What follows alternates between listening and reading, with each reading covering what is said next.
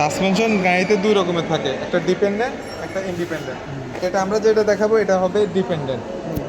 ডিপেন্ডেন্টের মধ্যে একটা থাকে ফ্রন্ট সাইড, একটা থাকে রেয়ার সাইড। রেয়ার সাইডটা পিছে, ফ্রন্ট সাইডটা সামনে। প্রথমত ফ্রন্ট সাইডে কী কী থাকে?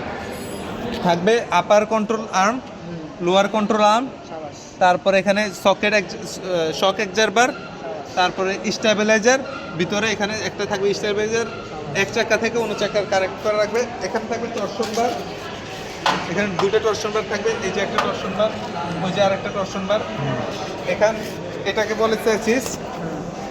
এখন রেয়ার সাসপেনশন। রেয়ার সাসপেনশনের মধ্যে মূলত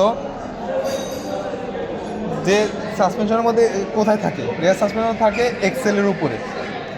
এক্সেলের উপরে লিপ স্প্রিং থাকে। লিপ স্প্রিংয়ের মধ্যে এখানে যেটা সবার উপরে, এই প্রান্ত থেকে ওই প্রান্ত পর্যন্ত, এই প্রান্তকে বলে হ্যাঙ্গার, ওই প্রান্তকে বলে শ্যাকেল। যে লিপ স্প্রিংটা এই প্রান্ত থেকে ওই প্রান্তে কানেক্ট আছে ওটাকে বলে মাস্টার লিপ স্প্রিং। এখন এখানে আবার লিপ স্প্রিং সবগুলো একসাথে রাখার জন্য এখানে কয়েকটা নাট আছে, এগুলোর নাম হচ্ছে, এটাকে বলে ইউ নাট। এখানে সেন্টারে একটা নাট থাকে, ইউ বোল্ট, বা এখানে সেন্টারে একটা থাকে, এখানে বলে, এটাকে বলে আই বোল্ট বা সেন্টার বোল্ট। আর এখানের মধ্যে একটা ক্ল্যাম্প থাকে, এটাকে বলে, অনেকে বলে সি ক্ল্যাম্প। এখানে আবার একটা শক অ্যাবজর্বার থাকে। এখানে সাসপেনশনের মধ্যে এক টায়ার অবশ্যই থাকবে, ঠিক আছে। আবার রাবার বুশিং থাকে এখানে, এখানে আপার প্লেট, আর এখানে আবার একটা থাকে আপার প্লেট, এগুলোই থাকে। এটা ইন্ডিপেন্ডেন্ট।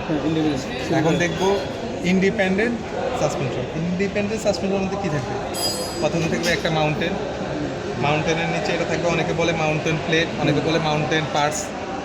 তারপরে এখানে থাকবে একটা ডাস্ট কভার, আর এখানে থাকবে স্প্রিং, কয়েল স্প্রিং। তারপরে এখানে থাকবে একটা শক অ্যাবজর্বার, এটাকে অনেকে বলে আপার মাউন্টেন, আবার এখানে একটা আছে লোয়ার মাউন্টেন অনেকে বলে, ঠিক আছে। আর এটাকে বলে অনেকে স্টার্স, এটা বলে। এখানে গেলে এটা